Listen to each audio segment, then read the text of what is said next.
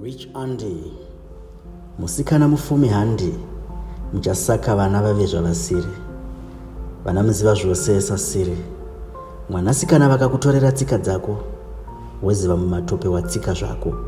Kumurume enda uchazvinzwa wanzwa, kwete wapera mukanwa apera mazino.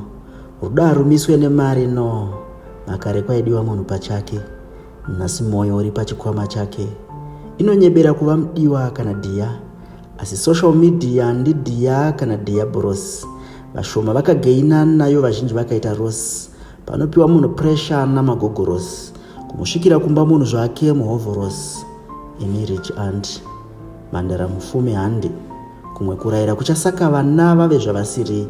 Zvamuri hana muziva zvose sasiri. Usabvumira marara kupinda mumusoro mako, zvichatora nguva yako kuziva wakanyeberi wako. Musikana kushanda nesimba akaremekedza atova pamoyo wasaimba. Bvambi dzikaimba kambo kekuti rasaimba.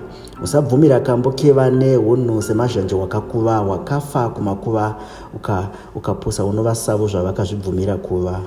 You are a good girl. Mukadzi chaiye ane miganu, kushanda nesimba mwanasikana sandi kushandisa kanhu. Chinobhururuka chinomara chimandara, ungazviita dzerunako mare.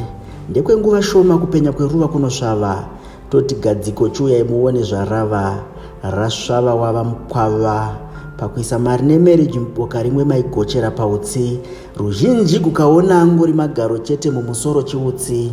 Imi Rich Andy, handi muri Mandara mufumi handi, kumwe kurayira kuchasaka vana vevanhu vave zvavasiri. Zvamunozviita muziva zvose sasiri.